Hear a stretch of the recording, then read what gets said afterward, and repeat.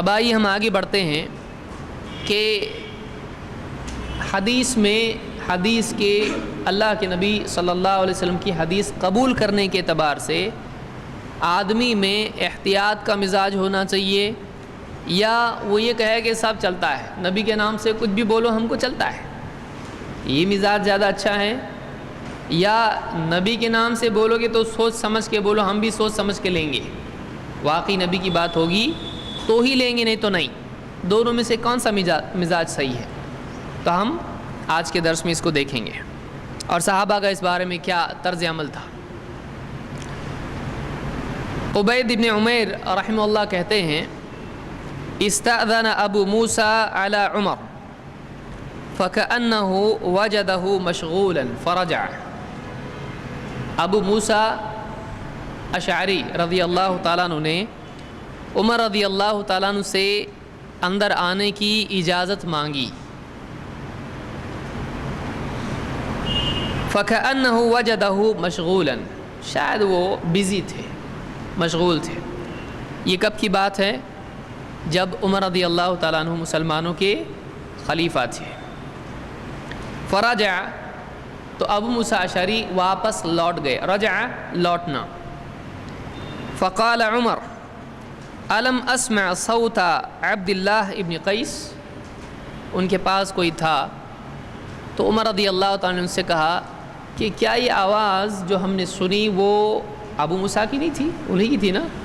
جیسے آدمی بیٹھا اٹھے، کس کی آواز تھی؟ اسی کی آواز تھی۔ اچھا یہ ہے کیا؟ تو کیا میں نے ابھی ابو موسیٰ کو نہیں سنا؟ یعنی یہ وہی تھے نا؟ اِذَنُوا لَهُ، بلا ان کو، فَدُعِيَ لَهُ، تو ان کو بلایا گیا۔ عبداللہ ابن قیس کون ہے؟ یہ نام ہے کس کا؟ ابو موسیٰ اشعری کا۔ ابو موسیٰ اشعری ابو موسیٰ کنیت ہے، اور عبداللہ ابن قیس ان کا نام ہے۔ فَقَالَ مَا حَمَلَكَ عَلَى مَا صَنَعْتَ، اب ایک روایت میں ہے کہ جب انہوں نے دیکھا، آواز دی، اجازت نہیں ملی تو واپس لوٹ گئے۔ تو عمر نے کہا کہ دیکھو ابھی باہر آئے ہیں، بلا لو ان کو۔ دیکھے باہر جا کے تو کوئی بھی نہیں، تو کہا ایسے کیسے چلے گئے؟ جاؤ ان کو بلا کے لے گیا۔ فَدُعِيَ لَهُ، ان کو بلا کے لائے۔ فَقَالَ مَا حَمَلَكَ عَلَى مَا صَنَعْتَ، یہ کتنا ہونا چاہیے پاس؟ دور ہونا چاہیے، نزدیک؟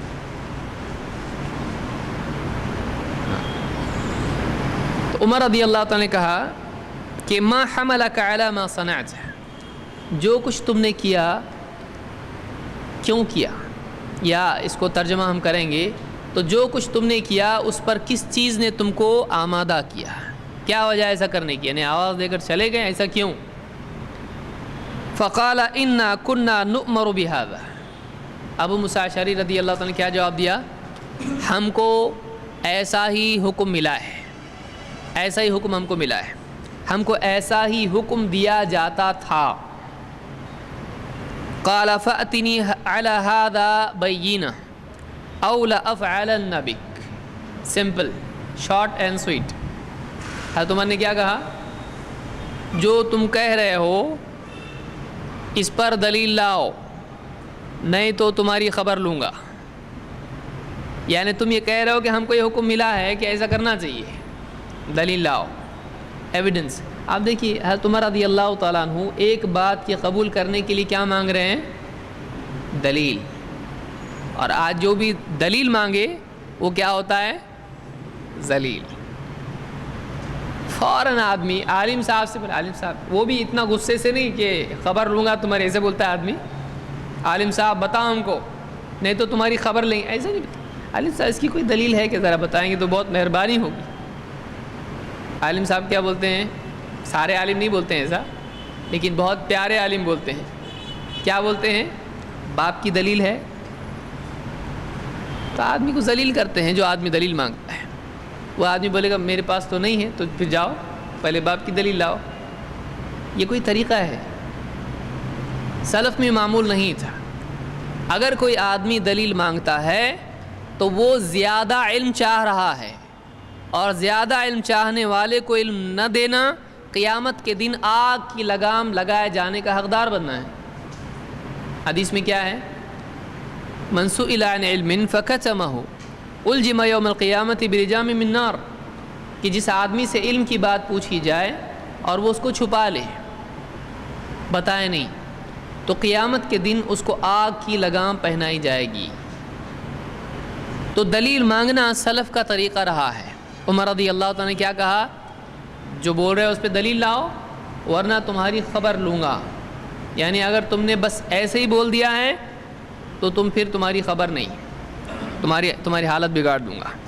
او لأفعلن بک فانطلق الى مجلس من الانصار، ابو موسیٰ اشعری انصار کی اب یہ ڈھونڈنے نکلے، کوئی تو ملے جو میرے سپورٹ میں بولے کہ میں نے بھی سنا ہوں۔ یہ ڈھونڈتے ڈھونڈتے ڈھونڈتے انصار کی ایک مجلس پہ پہنچے، لوگ بیٹھے ہوئے تھے، ان سے انہوں نے بیان کیا کہ بھائی تم میں کوئی ہے جس نے یہ حدیث اللہ کے نبی صلی اللہ علیہ وسلم سے سنی ہے کہ 3 بار اجازت مانگے اور اگر اجازت ملے تو ٹھیک ورنہ واپس لوٹ جائے۔ تو انہوں نے کہا کہ یہ تو سب کو معلوم ہے، اور کہا کہ فقالوا لا يشهد الا اصاغرنا، اس کی گواہی تو وہ دے گا جو ہم میں سب سے چھوٹا ہے۔ جیسے ایک آدمی کہتا ہے ارے یہ بات، جیسے آدمی پوچھے قل هو اللہ احد کس کو یاد ہے؟ ارے تو بچے کو یاد ہے۔ جیسے آدمی کہتا ہے بچے، میں کیا پڑھ کے سناؤں، میرا بچہ سنائے گا۔ تو یہاں یہ کیا کہہ رہے ہیں؟ صحابہ نے کہا، جو انصار بیٹھے ہوئے تھے، اس کی گواہی تو ہمارا بچہ دے گا، ہم میں سے چھوٹا دے گا۔ یعنی اتنی عام بات ہے کہ لوگوں کو معلوم ہے۔ فقام ابو سعید الخدری فقال قد كنا نؤمر بهذا، ان میں سے اب ابو موسیٰ اشعری پہلے تھے، دوسرے کون ہو گئے ابھی؟ ابو سعید الخدری۔ وہ گئے حضرت عمر کے پاس اور کہا قد كنا نؤمر بهذا، انہوں نے کہا ہاں پکی بات ہے، ہم کو حکم دیا جاتا تھا۔ قد تاکید کے لیے ہوتا ہے، ہاں ایسا ہے قد، تو یقیناً ہم کو اس کا حکم ملا ہے، یعنی اللہ کے نبی صلی اللہ علیہ وسلم نے اس کا حکم دیا ہے۔ صحابہ جب کہیں کہ ہم کو حکم دیا جاتا تھا تو کون دیتا تھا یہ حکم؟ یعنی معلوم ہے یہ بات کہاں سے آئی؟ اللہ کے نبی صلی اللہ علیہ وسلم سے۔ تو یہ مرفوع ہے کہ نہیں ہے؟ ہاں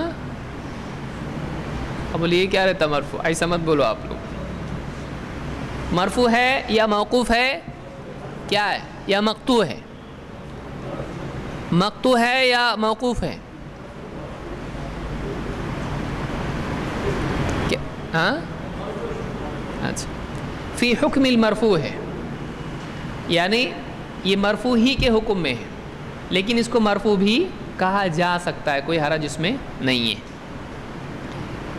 یہ اس دور کی بات کر رہے ہیں کہ اس دور میں ہم کو ایسا حکم دیا جاتا تھا۔ کیونکہ دیکھیے، یعنی ایک تو یہ ہے کہ اللہ کے نبی صلی اللہ علیہ وسلم نے فوراً حکم دیا ہو، اس طرح کا ذکر ہو، ایک ہے کہ ہم کو حکم دیا جاتا تھا، تو یہ بھی اسی حکم میں آتا ہے کہ اللہ کے نبی صلی اللہ علیہ وسلم نے ہی یہ حکم دیا ہوگا، کیونکہ صحابہ آپ ہی سے حکم لیتے تھے۔ فقال عمر، اب جب حضرت عمر کے سامنے 2 آدمیوں نے کہا کہ ایسا ہے، تو حضرت عمر نے کیا کہا؟ فقال عمر خفی علی هذا من امر النبی صلی اللہ علیہ وسلم، اللہ کے نبی صلی اللہ علیہ وسلم کی یہ بات مجھ سے خفی علی هذا، مجھ سے چھپی رہ گئی، اور الہانی الصفق بالاسواق، بازار میں تجارت میں آواز لگانے نے مجھ کو اس بات سے، اس حدیث سے، اس علم سے غفلت میں رکھا۔ بزنس میں پڑ گیا، دیکھو کتنی کام کی بات مجھ کو معلوم نہیں پڑی، اگر وہاں نہیں رہتا تو نبی کے پاس ہوتا، اور یہ بزنس کی وجہ سے یہ علم مجھ سے فوت ہو گیا۔ حالانکہ حضرت عمر رضی اللہ تعالیٰ عنہ کا حال یہ تھا کہ اپنے دنوں میں سے ایک دن خود اللہ کے نبی صلی اللہ علیہ وسلم کی مجلس میں آتے تھے، اور جس دن نہیں آتے تھے پڑوسی کو بولتے تھے تم جانا، سن کے آنا، مجھ کو بتانا۔ یعنی ایسا نہیں کہ آدمی سوچے چلو حضرت عمر بھی ایسا بزنس کرتے تھے کہ حدیث سے معلوم نہیں تھی تو ہمارا کیا پرابلم ہے۔ حضرت عمر کا ایسا معاملہ نہیں ہے، ایک بہت ہی علم کی حرص کرنے والا، اس سے جب ایک بھی بات چھوٹ جاتی ہے اس کو غم ہوتا ہے۔ تو انہوں نے کہا کہ حالانکہ اتنا اہتمام ہے علم کا، لیکن ایک بات رہ گئی تو مطلب وہ بھی نہیں رہنا چاہیے تھا۔ اس احساس سے وہ بول رہے ہیں۔ اور جو آدمی واقعی کوشش کرتا ہے وہ اپنی تھوڑی کوتاہی کو بھی بہت بڑی شمار کرتا ہے۔ تو انہوں نے کیا کہا، دیکھو بازار میں بزنس کرنے کی وجہ سے یہ حدیث مجھ سے رہ گئی، تو آدمی دلیل اس سے نہ لے کہ ایسا بزنس کر سکتے ہیں جس سے حدیثوں کا علم آدمی سے فوت ہو جائے۔ کون کرتا تھا ایسا؟ حضرت عمر کرتے تھے ایسا۔ یہ الٹی سوچ ہے۔ یہ ایسا ہی ہے جیسے اللہ کے نبی صلی اللہ علیہ وسلم اللہ سے استغفار کرتے تھے تو کوئی آپ کو گناہ گار ثابت کرنا شروع کرتے ہیں۔ سمجھ میں آ رہی بات؟ ایک آدمی بہت ابدیت کے جذبات جب اس کے اندر ہوتے ہیں تو اپنی کوتاہی کا احساس اس کو زیادہ ہوتا ہے۔ جتنا زیادہ متقی ہوگا اتنا اپنے آپ کو گناہ گار سمجھے گا۔ تو وہاں سے دلیل نہیں لی جاتی کہ دیکھو یہ برے تھے۔ حضرت عمر رضی اللہ تعالیٰ نے کیا کہا کہ یہ دیکھو اللہ کے نبی صلی اللہ علیہ وسلم کی بات مجھ سے چھپی رہ گئی، بازار میں تجارت کی وجہ سے مجھ سے یہ ہو گیا، یہ چیز مجھ سے رہ گئی۔ اس کو امام البخاری نے روایت کیا ہے۔ اس سے کیا معلوم ہوتا ہے؟ آپ کو اس روایت سے کیا کیا باتیں معلوم ہوتی ہیں؟ دیکھیں آپ لوگ سوچتے کہ نہیں سوچتے سن کے؟ ہاں،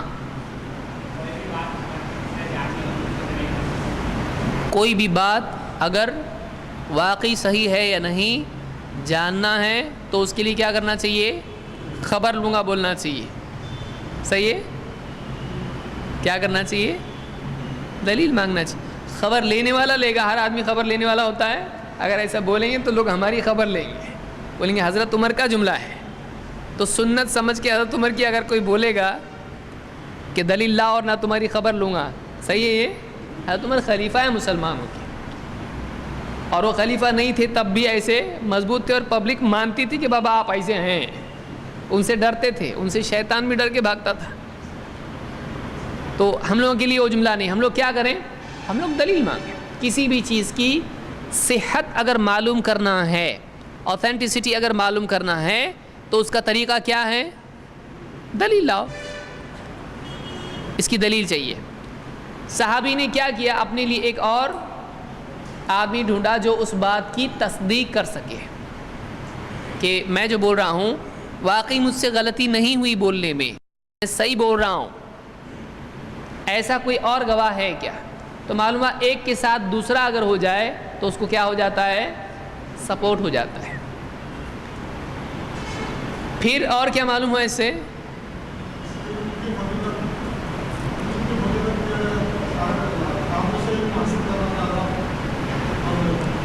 سارے کاموں سے زیادہ اہم چیز علم حاصل کرنا ہے۔ یہ کیسے معلوم پڑا؟ حضرت عمر کی بات سے، یعنی اس سے معلوم ہوتا ہے کہ ایک آدمی تجارت کی وجہ سے، دیکھیے دو نقصان ہوتے ہیں انسان کے۔ ارے آج جاتا تو ڈیل ہو جاتی ہے، ارے سیزن میں بزنس کرتا تو بہت کماتا، تو آدمی کو غم ہوتا ہے نا اگر نقصان ہوا تو۔ وہ انسانی کیا جس کو غم نہ ہو؟ مال اگر کھوتا ہے تو آدمی کو غم ہوتا ہے، خاص کر کے تاجر کو غم ہوتا ہے۔ ایک غم یہ ہے، وہ فطری ہے، طبعی ہے۔ زُیِّنَ لَهُ لِلنَّاسِ حُبُّ الشَّهَوَاتِ، اللہ نے ذکر کیا اس کو، انسانوں کو اللہ نے دنیا کی چیزیں ان کے لیے مزین کی ہیں، اس کی طلب دل میں ہوتی ہے، اور یہ بری بھی نہیں ہے۔ لیکن علم کا فوت ہونا اور مال کا فوت ہونا، صحابہ اگر مال کی وجہ سے علم فوت ہو جائے تو ان کو کیا ہوتا تھا؟ اور وہ کوئی بہت تجارت کرنے والے لوگ تھے، نماز چھوڑ رہے، روزے چھوڑ رہے اور تجارت کر رہے، ایسے لوگ تھے نہیں، وہ تھوڑا بہت وقت نکال کے تجارت میں جاتے تھے، لیکن اس کی وجہ سے بھی اگر کوئی دین کی بات ان سے رہ جائے ان کو کیا ہوتا تھا؟ غم۔ تو معلوم ہوا کہ علم کا فوت ہونا یہ غم پیدا کرنے والی چیز ہے، کہ آدمی کو ایسا ہونا چاہیے مجھ سے کوئی علم رہ نہ جائے، وہ علم جو میرے لیے ضروری ہے، مفید ہے۔ تو یہ احساس، یہ دلیل ہمارے لیے پیدا کرتا ہے کہ علم کا کھونا افسوس کی چیز ہے، علم کا نہ ہونا افسوس کی چیز ہے. یہ صحابہ کا مزاج ہم کو معلوم پڑتا ہے. یہاں ایک شبہ پیدا ہوتا ہے اور ایک چیز کچھ ہے اس میں, کچھ ملا آپ لوگوں کو اور ڈھونڈو.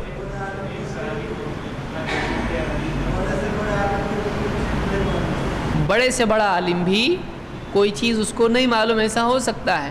اور کسی ایک صحابی کو بھی ایک بات معلوم ہو سکتی ہے اور دوسرے اس سے بڑے صحابی کو معلوم نہیں ہو سکتی ہے. حضرت عمر بڑے ہیں ابو موسیٰ اشعری, بلا شبہ خلفاء کی فضیلت زیادہ ہے, حضرت علی سے بھی بڑھ کے حضرت عمر ہیں. تو وہ حدیث حضرت عمر کو معلوم نہیں, لیکن کس کو معلوم ہے؟ ابو موسیٰ اشعری کو معلوم ہے, انصار کو معلوم ہے, اور کس کو معلوم ہے؟ ابو سعید خدری کو معلوم ہے. تو اس سے معلوم ہوا کہ بڑے سے بڑے عالم کو بھی کوئی چھوٹی بات معلوم نہیں ہوتی ہے. ایسا ہو سکتا ہے کہ نہیں ہو سکتا ہے؟ تو جو لوگ بولتے ہیں اتنے بڑے امام اللہ کے نبی صلی اللہ علیہ وسلم سے اتنے قریب تھے, ان کو نہیں معلوم, ایسا کیسا ہوگا؟ صحیح ہے آرگیومنٹ؟ حضرت عمر قریب ہیں اللہ کے نبی صلی اللہ علیہ وسلم سے یا امام سر آنکھوں پہ, لیکن اللہ کے نبی صلی اللہ علیہ وسلم اس سے اوپر. حضرت عمر رضی اللہ تعالیٰ عنہ اتنے قریب ہے اللہ کے نبی صلی اللہ علیہ وسلم کے, اس کے باوجود ایک چھوٹی بات ہے, عام بات ہے, جیسے انہوں نے کہا کہ ہمارا چھوٹا بتائے گئے, ایسی بات بھی کسی بڑے عالم سے چھپی رہ سکتی ہے, اس میں کوئی شک نہیں ہے. اس زمانے میں ہوا تو بعد کے زمانے میں من باب اولا زیادہ ہو سکتا ہے. ٹھیک ہے, اور کچھ اس میں بالکل صحیح ہے کہ دین کے معاملات میں یعنی عمر کا کوئی لحاظ نہیں ہے کہ یہ بڑے ان کو سب معلوم ہے, یہ چھوٹا ہے اس کو نہیں معلوم کچھ بھی. ایسا ہے کوئی بات بڑے کو معلوم ہے عمر کے اعتبار سے بھی, اور چھوٹے بڑے کو نہیں معلوم ہے, اور چھوٹے کو معلوم ہے, ایسا ہو سکتا ہے؟ ہو سکتا ہے. اور تم نے کہا اتنا چھوٹا رہ کے بڑوں کے سامنے بیعت بھی کرتا ہے, بھاگ یہاں سے, تیرے کو کیسے معلوم, میرے کو نہیں معلوم. ایسا کیا انہوں نے نہیں کیا. تو بڑے کو معلوم نہیں, چھوٹے کو معلوم ہو سکتا ہے. اور صاحب اپنے بچوں کو حدیثیں یاد کراتے تھے, یا آپ بول سکتے ہو اس زمانے میں بچے بھی حدیثیں سیکھتے تھے, تو وہاں بچوں کو معلوم تھا, یہاں پہ اچھوں کو نہیں معلوم ہے. تو یہ دیکھیے وہ دور کتنا اچھا تھا کہ جس میں ایک چھوٹا بچہ ہے مجلس میں, اس کو معلوم ہے حدیث, جا بتا گیا ذرا, حضرت عمر کو بتا گیا. ایسا ہوتا ہے, یعنی اس زمانے میں بچے بھی حدیثیں سیکھتے تھے. اور دیکھیں آپ صحابہ میں ابن عباس ہے, ابن عمر ہیں, اور دوسرے صحابہ میں سے کئی صحابہ ہیں جو کم عمر تھے لیکن ان کو بھی حدیثیں معلوم تھے. انس بن مالک ہیں, بچے تھے, خدمت کرتے تھے اللہ کے نبی صلی اللہ علیہ وسلم کی, تو ان کے پاس حدیثیں ہیں. تو بہت ساری اہم حدیثیں انہوں نے بیان کی کیونکہ قریبی تھے, خادم تھے, چھوٹی چھوٹی باتیں نبی صلی اللہ علیہ وسلم کی دیکھتے تھے, جانتے تھے. بہرحال اور کچھ ہے اس میں؟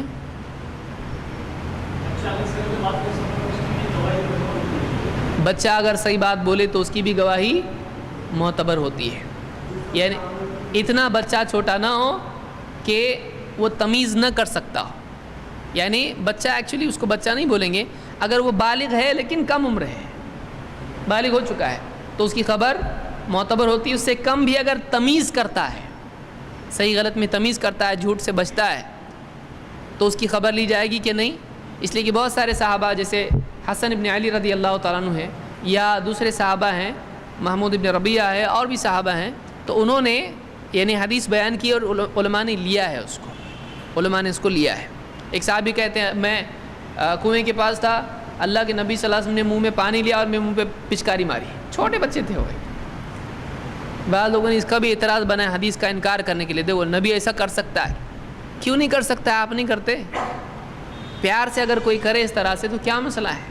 یعنی ایک نبی کسی کو, اللہ کے رسول صلی اللہ علیہ وسلم کا لعاب ہے, پانی میں آپ کلی کر رہے ہیں اور اس کے منہ پہ مار رہے ہیں پچکاری, تو اس میں ایک تو محبت ہے, اور بچوں کے ساتھ کیا ہے نا, کسی بزرگ کے ساتھ تھوڑی کیا ہے. کوئی آدمی اپنے بچے کو گود میں لے بولے کیا ہے, باپ کو لیتا ہے کیا ایسا؟ ارے بولیں گے وہ باپ ہے, یہ بیٹا ہے, بیٹے کو لے سکتے, یہ کدھر ہے, انسانیت میں برابری ہونا چاہیے, ایسا بولیں گے؟ بچہ ہے وہ, بچے کے ساتھ کچھ وہ چیزیں کی جاتی ہیں جو بڑوں کے ساتھ نہیں کرتے, تو اس میں کوئی برائی بھی نہیں ہوتی ہے. تو یہاں پر چھوٹے بچے ہیں، انہوں نے روایت کی، علماء نے اس کو لیا، بخاری نے اس کو ذکر کیا ہے۔ یا اسی طرح سے ابن عباس رضی اللہ عنہ کہتے ہیں اللہ کے نبی صلی اللہ علیہ وسلم مجھ کو ضمنی رسول اللہ صلی اللہ علیہ وسلم، مجھ کو سینے سے لگایا، کھینچا، دبایا اور کہا کہ اللہم فقہہ فی الدین وعلمہ التأویل، اے اللہ اس کو دین کی گہری سمجھ دے اور اس کو قرآن کی تفسیر کا علم دے۔ تو اب بھیجا، آپ نے بچے تھے، روایت انہوں نے ذکر کی، علماء نے اس کو قبول کیا۔ تو اس طرح سے بچوں کی روایت لی جا سکتی بشرطے کہ وہ کیا کریں، عربی میں اس کو کہتے ہیں تمییز۔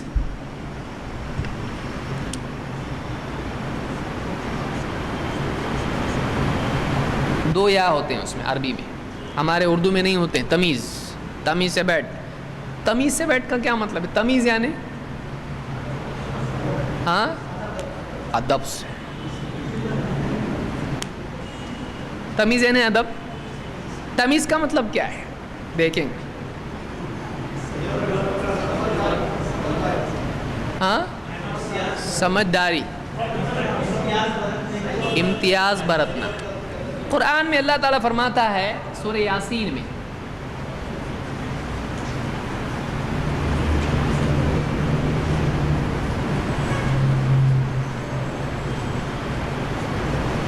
وَامْتَازُوا الْيَوْمَ أَيُّهَا الْمُجْرِمُونَ، مجرموں، اے مجرموں آج تم الگ ہو جاؤ۔ وَامْتَازُوا الْيَوْمَ، سیپریشن، فرق کرنا، امتیاز۔ تو امتیاز کا مطلب کیا ہوتا ہے؟ فرق کرنا، بڑے چھوٹے میں امتیاز کرنا، صحیح غلط میں امتیاز کرنا۔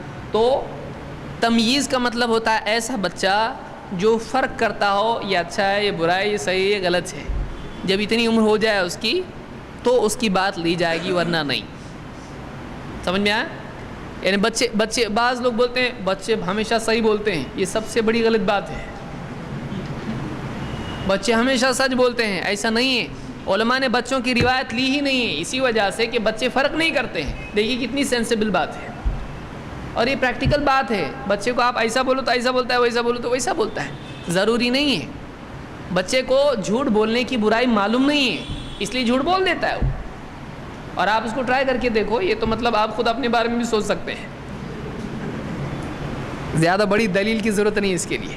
بچہ تمیز نہیں کرتا ہے، اسی لیے بچے کے سلسلے میں بہت سارے معاملات میں اس کی بات کو قبول نہیں کیا جاتا ہے، اس لیے کہ اس میں تمیز نہیں ہوتی ہے۔ بہرحال ہم آگے بڑھتے ہیں، اور کچھ ہے کہ اس میں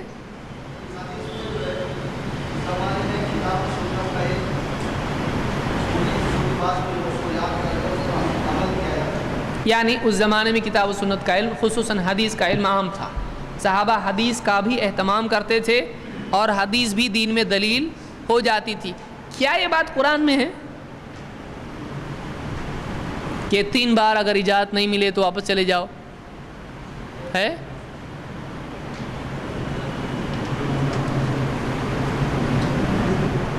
قرآن میں یہ تو ہے کہ اگر تم کو لوٹنے کے لیے کہا جائے فَإِذَا قِيلَ لَكُمُ ارْجِعُوا فَارْجِعُوا، اس طرح سے، لیکن اجازت نہ ملے تو اس طرح کا ذکر نہیں کہ 3 بار تم کو اگر اجازت نہیں ملے، اس طرح سے ذکر قرآن میں نہیں ہے۔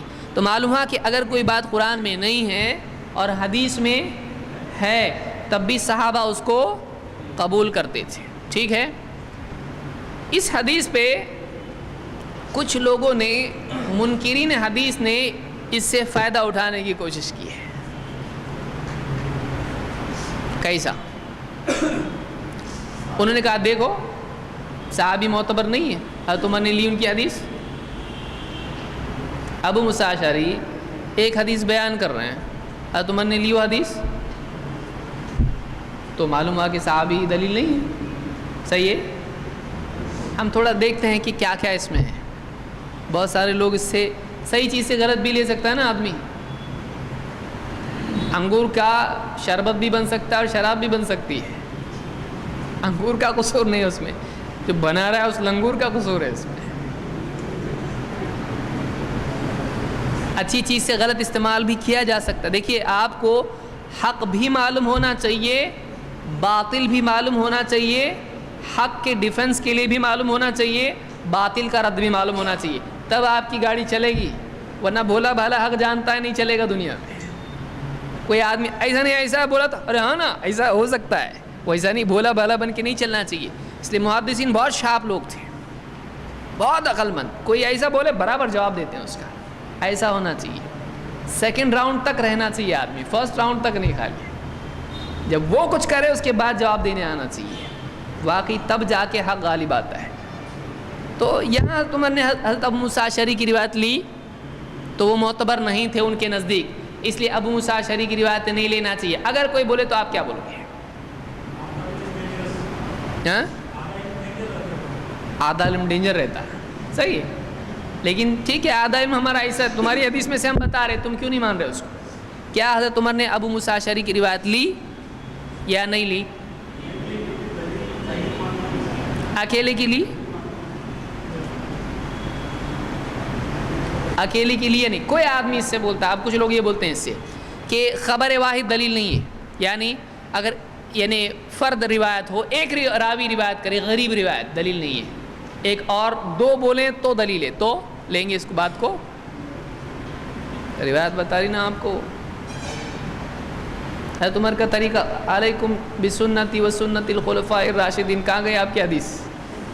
دو آدمی چاہیے دلیل دینے کے لیے، ایک آدمی بولے گا تو اس کی حدیث نہیں لیں گے، صرف ابو ہریرہ بولے تو نہیں لیں گے، صرف ابو بکر صدیق بولے تو نہیں لیں گے، ابو موسیٰ اشعری اکیلے بولے تو نہیں لیں گے۔ آپ بھی بول رہے ہیں ہاں نا بات تو صحیح لگ رہی ہے۔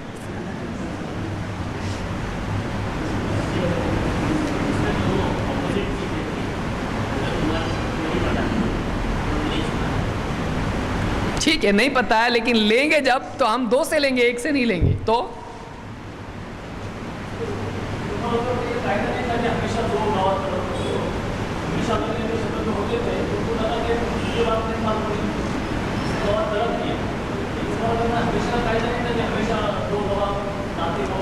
بالکل صحیح ہے، کیونکہ حضرت عمر رضی اللہ تعالیٰ عنہ نے ایسی روایتیں بھی قبول کی ہیں جو ایک صحابی نے بیان کی، ان کی خلافت کے دور میں کئی ایسے مسئلے آئے، آپ ابن تیمیہ رحمۃ اللہ علیہ کی کتاب دیکھ سکتے ہیں، اس میں چاروں اماموں کے بارے میں جو انہوں نے لکھی کتاب، اس میں انہوں نے کئی روایتیں ذکر کی ہیں کہ خلفاء کا عام طریقہ تھا، ایک آدمی بھی اگر کوئی بات بولتا تھا تو اس کو قبول کر لیتے تھے، تو کسی ایک موقع پر ایسا کرنا کیا اسے اصول بنتا ہے؟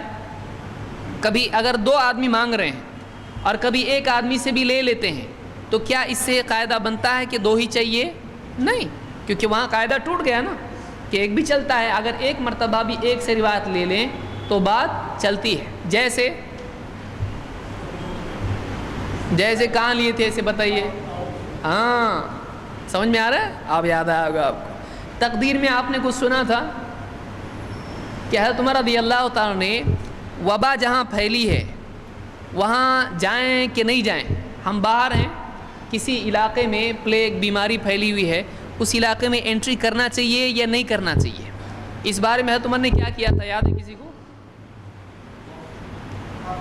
پہلے کیا کیا؟ دیکھیے یہ بہت اہم، یہ جو دروس ہمارے ہیں بہت اہم ہے، اس میں جو آپ شبہات اور ڈاؤٹس کریٹ ہوتے ہیں بہت سارے، کوئی جاتا انٹرنیٹ پہ جاتا گوگل اور ڈھونڈتا بہت کچھ، اس کے سامنے بہت کچھ آتا ہے، اور وہ جو دل میں سوراخ ہو جاتا ہے اس سے ایمان ٹپکتے ٹپکتے ٹپکتے پورا برتن خالی ہو جائے، اس کو پیچ کرنے آنا چاہیے، یہ پیچنگ فیکٹری ہے، یہاں پہ یہی ہوتا ہے، بہت ضروری ہے۔ اللہ تعالیٰ ہم سب کو محفوظ رکھے فتنوں سے، اور ایمان و علم کی دولت ہم کو عطا فرمائے اور حکمت عطا فرمائے۔ عمر رضی اللہ تعالیٰ نے کیا کیا تھا؟ پہلے مشورہ کیا، کس کو بلایا پہلے؟ سب سے پہلے مہاجرین، ان میں مشورہ کیا، پھر کس کو بلایا؟ انصار، پھر کس کو بلایا؟ فتح مکہ کے بعد والے مسلمانوں کو بلایا، ان کو بلایا، مشورہ ہوا، ساری بات طے ہوئی، جو بھی طے ہوا وہ یہاں اہم نہیں ہے۔ بعد میں کون ملا ان کو؟ عبد الرحمن ابن عوف رضی اللہ تعالیٰ عنہ، انہوں نے بتایا کہ میرے پاس اس بارے میں علم ہے، وہ یہ کہ اللہ کے نبی صلی اللہ علیہ وسلم نے فرمایا کہ جہاں وبا پھیلی ہو اگر تم وہاں مطلب باہر ہو تو اندر داخل مت ہو، اور اگر اندر ہو تو فرار وہاں سے مت ہو۔ کتنے آدمی نے حدیث بیان کی تھی؟ حضرت عمر نے لی اس کو، معلوم ہے ان کے نزدیک ایک آدمی کی روایت لینا، یہ میں اس لیے کہہ رہا ہوں کہ ایسا لوگوں نے دلیل لی ہے، ثابت کرنے کی کوشش کی ہے، تو یہ رد اس کا آپ کے سامنے، وہ بھی صحیح ہے میری روایت، یہ بھی کہاں ہے؟ بخاری میں روایت سے. سمجھ میں آیا؟ حضرت عمر نے پھر کیوں نہیں لیا یہاں، ایسا یہاں کیوں کیا؟ ہاں اطمینان نہیں ہوا؟ ان کے دل میں اطمینان ہے کہ نہیں، ہم جا کے دیکھیں. یعنی دیکھیے کوئی سمپل کویشچنس ہیں. ہاں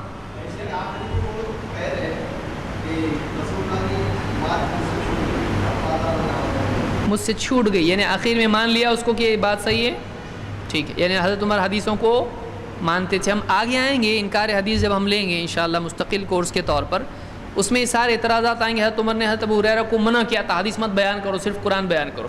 ایسی بہت ساری باتیں لوگ پھیلاتے ہیں، بعض اس میں سے سند کے اعتبار سے صحیح رہی ہیں، اور بعض روایتیں وہ ہیں جن کو توڑ مروڑ کے پیش کیا جاتا ہے. اس وقت یہ بہت کام آئے گا ہم کو، یہ ہم کو یاد رہنا چاہیے. آگے کے فتنے انکار حدیث کے بھی ہیں، بہت بڑا فتنہ وہ ہے. یہاں حضرت عمر نے کیوں قبول نہیں کیا حضرت ابو موسیٰ اشعری کی حدیث کو؟ کیوں ایسا کیا؟ دلیل لاؤ نے تو خبر لوں گا. یہ بخاری کی روایت میں نہیں ہے، اور اس سے شبہ پیدا ہوتا ہے کہ کیا ابو موسیٰ اشعری رضی اللہ تعالیٰ عنہ حضرت عمر کے نزدیک قابل اعتبار تھے یا نہیں تھے؟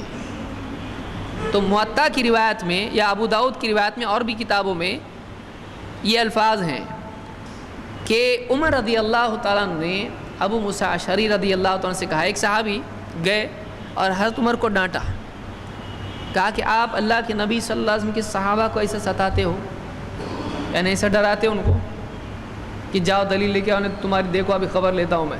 ایسا کیوں کرتے ہو صحابہ کو؟ تو حضرت عمر کو ڈانٹنے والے بھی سماج میں تھے، اور حضرت عمر ایسے نہیں تھے کہ کوئی بھی میرے خلاف بولے گا تو گیا کام سے غائب، ایسے نہیں تھے. بلکہ ان کو کہا کہ اے عمر، اے امیر المؤمنین، آپ کیوں صحابہ کو پریشان کرتے ہو؟ اللہ کے نبی صلی اللہ علیہ وسلم کے صحابی ہیں، ان کو کیوں ڈراتے ہو؟ اور ابو موسیٰ اشعری بھی کوئی ایک دم نرم سیدھے سادھے ایسے نہیں تھے. ایک دسترخوان پہ اگر 2 سالن دکھتے تھے تو لکڑی سے مارتے تھے ڈنڈے سے کہ اللہ کے نبی صلی اللہ علیہ وسلم نے زندگی میں ایک ساتھ 2 سالن نہیں دیکھے میں نے کبھی، تم کیسا کھا رہے؟ وہ بھی ایسے ڈینجر تھے، وہ بھی ایسے یعنی سخت صحابی تھے. صحابہ دل کے نرم تھے لیکن اصول کے سخت تھے. تو وہ بھی کوئی ایسے نہیں تھے کہ ڈرپوک، چلو کوئی ڈرا دیا تو ڈر گئے، ایسے نہیں تھے وہ. لیکن یہاں کمپیریٹیولی حضرت عمر کیسے ہیں؟ بڑے ہیں، ذرا زیادہ ہی، ان کو شیطان دیکھ کے بھاگتا ہے. تو صحابہ ادب کرتے تھے اور ڈرتے بھی تھے حضرت عمر سے. خود اللہ کے نبی صلی اللہ علیہ وسلم کی بیویاں ڈرتی تھی حضرت عمر سے، گھر میں آ جاتے تھے تو دبک جاتی تھی ایک دم. بہرحال حضرت عمر نے ابو موسیٰ اشعری سے جب صحابی نے ان کو اس طرح سے تنبیہ کی کہ آپ کیوں ڈراتے ہو صحابہ کو، تو حضرت عمر نے کیا کہا وہ جملہ بھی یاد رکھنے کا ہے. سنن ابی داؤد میں روایت موجود ہے. انہوں نے کہا اما انی لم اتہم کا، یہ جملہ ہے، اما انی لم اتہم کا، اے ابو موسیٰ میں تم پر تہمت نہیں لگا رہا ہوں، یعنی میرے نزدیک تم جھوٹے نہیں ہو، یعنی میں تمہاری بات نہیں مان رہا ہوں. اس لیے نہیں ہے کہ مجھ کو تم پہ بھروسہ نہیں، اطمینان نہیں، اس لیے نہیں، بلکہ ولیکن خشیت ان یتقول الناس علی رسول اللہ صلی اللہ علیہ وسلم، لیکن میں اس بات سے ڈرتا ہوں کہ کہیں لوگ اللہ کے نبی صلی اللہ علیہ وسلم پر باتیں بنانے نہ لگیں. میں جو ٹریٹمنٹ تم کو دے رہا ہوں، جب بڑے اور سچے کے ساتھ ایسا کریں گے تو جھوٹا اپنے آپ ڈر جائے گا اور بتائے گا ہی نہیں ایسی باتیں.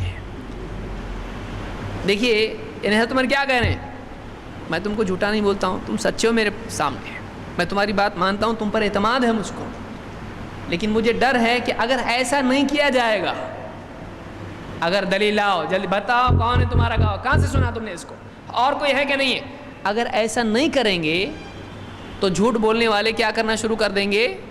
اللہ کے نبی صلی اللہ علیہ وسلم پر جھوٹ بولنا شروع کریں گے. تو تمہارے ساتھ جو میں اتنا چھان رہا ہوں تو اپنے آپ جھوٹ بولنے والے ڈر کے بتائیں گے نہیں، کیونکہ ہمارے ساتھ بھی ایسا ہوگا اور پکڑے جائیں گے ہم. یہ سچے ہیں، ان کے پاس دلیل ہوگی، لیکن جھوٹے آدمی کے پاس ہوگی، اس کے پاس نہیں ہوگی، اس کو سچا گواہ ملے گا کوئی نہیں ملے گا. تو سچے کو اگر اس طرح سے کرتے ہیں جھوٹا اپنے آپ ڈر کے بیٹھ جائے گا. تو انہوں نے کیا کہا؟ اما انی لم اتہم کا، میں تم پر جھوٹ کی تہمت نہیں لگاتا ہوں، میرے نزدیک تم غیر اعتبار کے ناقابل اعتبار نہیں ہو، بلکہ مجھ کو ڈر اس بات کا ہے کہ کہیں اللہ کے نبی صلی اللہ علیہ وسلم پر باتیں بنانے والے جھوٹ نہ بولنے لگیں. اس سے ایک بات یہ معلوم ہوئی کہ صحابہ ہی کے دور سے حدیث کی تحقیق کا مزاج شروع ہو چکا تھا. سمجھ میں آ رہا ہے کہ بات نبی کے لینے کے بارے میں احتیاط یہ کہاں سے ہو گیا تھا شروع؟ صحابہ کی. تو کوئی آدمی یہ کہے کہ 200 سال کے بعد یہ ہوا تو یہ کیا ہے؟ صحیح ہے؟ صحابہ ہی نے اس بات کی بنیاد ڈالی تھی کہ اللہ کے رسول صلی اللہ علیہ وسلم کی بات قبول کرتے وقت میں بولنے والے کو دیکھنا چاہیے اور بہت شان کے احتیاط کے ساتھ میں بات لینا چاہیے. تو اسماء اور رجال یا حدیث کی تحقیق اور راویوں کی تفتیش اس کا مزاج کہاں سے شروع ہو چکا تھا؟ بلکہ پریکٹیکلی اس زمانے سے اس کی بنیاد رکھی گئی تھی. تو یہ ہم کو سنن ابی داؤد کی روایت سے بات ہم کو ملتی ہے. تو حضرت عمر کے نزدیک ابو موسیٰ اعتبار کے لائق تھے یا نہیں تھے؟ تھے. اور ایسا کرنے کی وجہ کیا تھی؟ کہ جھوٹ بولنے والے ڈر جائیں کہ اپنی بھی ایسا حساب ہونے والا ہے، اگر کچھ بتائے تو ہم کو بھی اس طرح سے چھانا جائے گا اور ہم نہیں چھن پائیں گے تو مصیبت ہو جائے گی. تو بہرحال یہ ہے عمر سے ہم کو ملتا ہے. اسے بات ملتی ہے کہ بڑے آدمی کے سامنے اگر چھوٹا کوئی بات ایسی بیان کرتا ہے جو اس کو نہیں معلوم تو اس کو کیا کر لینا چاہیے؟ اس کو قبول کر لینا چاہیے. اپنے عہدے، اپنے لیول، اپنی عمر کی وجہ سے حق بات کو رد کرنا صحیح نہیں ہے. بہرحال آگے بڑھتے ہیں. تو یہ سمجھ میں آیا اس میں کتنی باتیں تھیں؟ ہم مستقل ایک کورس کریں گے فقہ الحدیث میں انشاءاللہ، جس میں ہم دیکھیں گے ایک حدیث ہے اس میں لوگ بولیں گے کہ اس میں ایک سے زیادہ بات نہیں نکلتی. اس میں ہم دیکھیں گے علماء نے ایک سے کتنی زیادہ باتیں اس میں نکالی ہیں انشاءاللہ. مجاہد رحمۃ اللہ علیہ فرماتے ہیں جاء بشیر العدوی الى ابن عباس فجعل يحدث ويقول قال رسول اللہ صلی اللہ علیہ وسلم قال رسول اللہ صلی اللہ علیہ وسلم. بشیر العدوی ابن عباس کے پاس آئے اور کہنے لگے، حدیث بیان کرنے لگے اور کہنے لگے قال رسول اللہ صلی اللہ علیہ وسلم، اللہ کے رسول صلی اللہ علیہ وسلم نے یوں فرمایا، اللہ کے رسول صلی اللہ علیہ وسلم نے یوں فرمایا، کہنا شروع کیا. فجعل ابن عباس لا يأذن لحدیثه.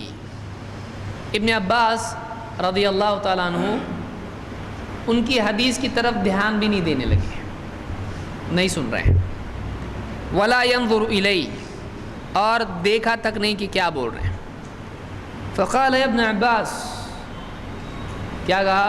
اے ابن عباس ما لی لا اراک تسمع لحدیثی، کیا بات ہے میں دیکھتا ہوں کہ تم میری حدیث سنتے ہی نہیں، یعنی میری حدیث پر دھیان بھی نہیں دے رہے.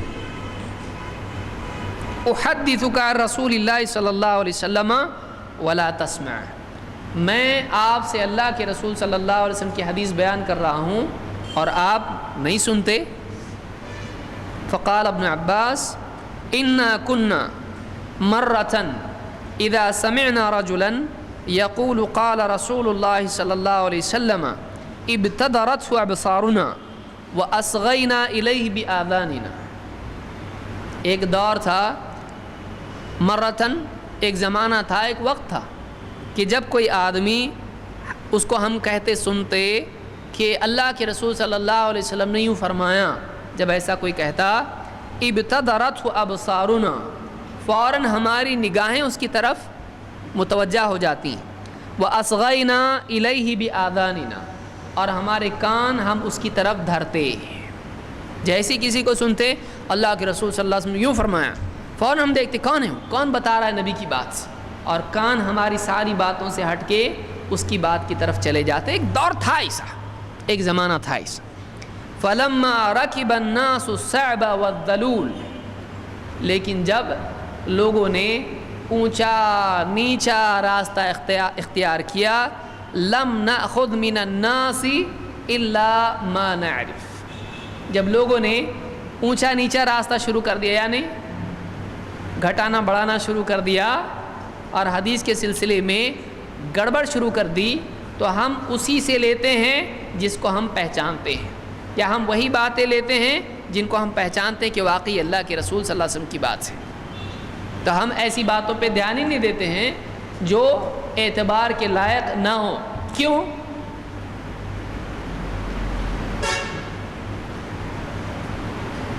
مطلب سوال پوچھ رہا ہوں میں، اس کا حصہ نہیں ہے یہ، میں آپ لوگوں سے پوچھ رہا ہوں کیوں؟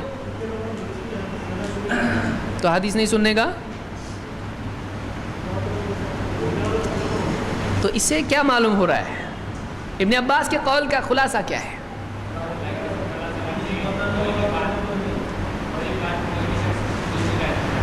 اللہ کے رسول صلی اللہ علیہ وسلم کی کوئی بھی بات کوئی بھی شخص کچھ بھی کہہ سکتا ہے، اور یعنی کیا اس سے کوئی کہتا ہے ہم لوگ حدیث بتاتے اور آپ لوگ حدیث نہیں مانتے، ہماری اتنی موٹی کتاب رہ کے آپ اس کو پڑھتے نہیں،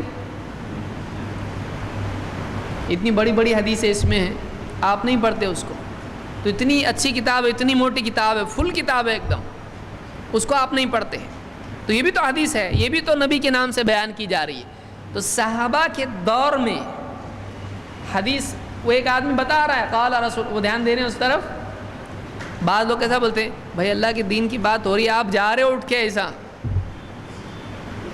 صحیح ہے کیا یہ؟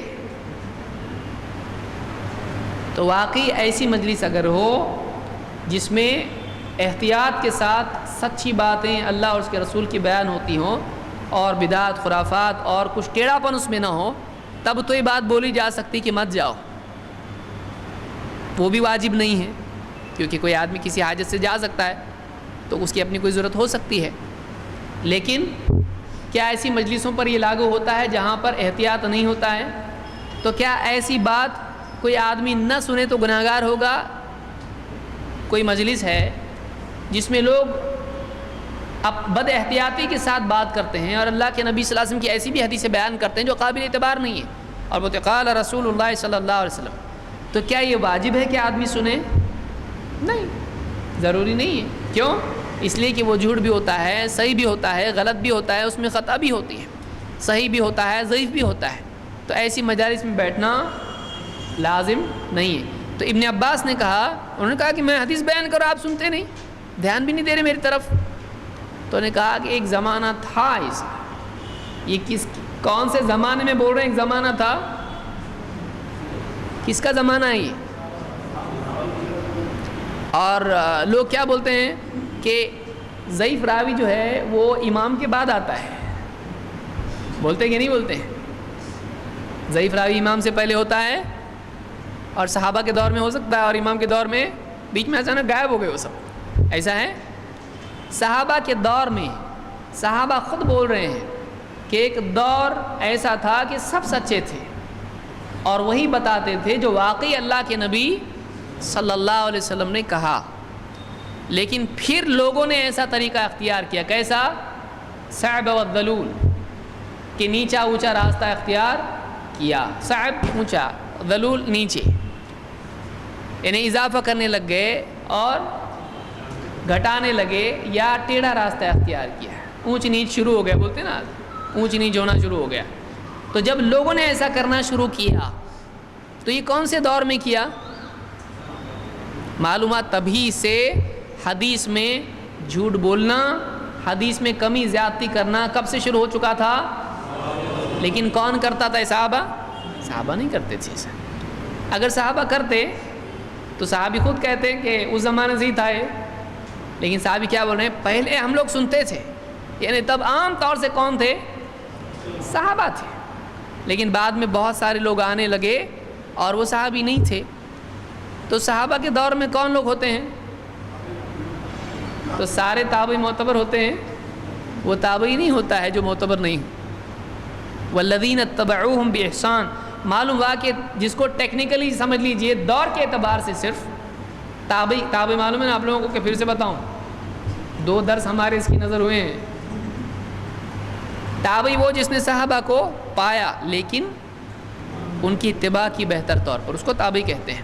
اور زمانی اعتبار سے بھی بعض اوقات کہ تابعین کے دور میں تابعین میں شمار ہوتا ہے، لیکن واقعی تابعی وہ ہے نہیں ہے، جیسے حجاج ابن یوسف ہے اور بھی لوگ ہیں۔ تو صحابہ ہی کے دور سے تابعین ٹیکنیکلی جس کو آپ بولیں زمانی تابعی، ان کے دور ہی میں حدیثوں میں اضافے اور کمی شروع ہو چکی تھی، کیونکہ ابھی تابعی آئے ہیں کیا؟ صحابہ کے دور میں کون ہوں گے؟ تابعی ہوں گے، تو وہیں سے شروع ہو چکا تھا۔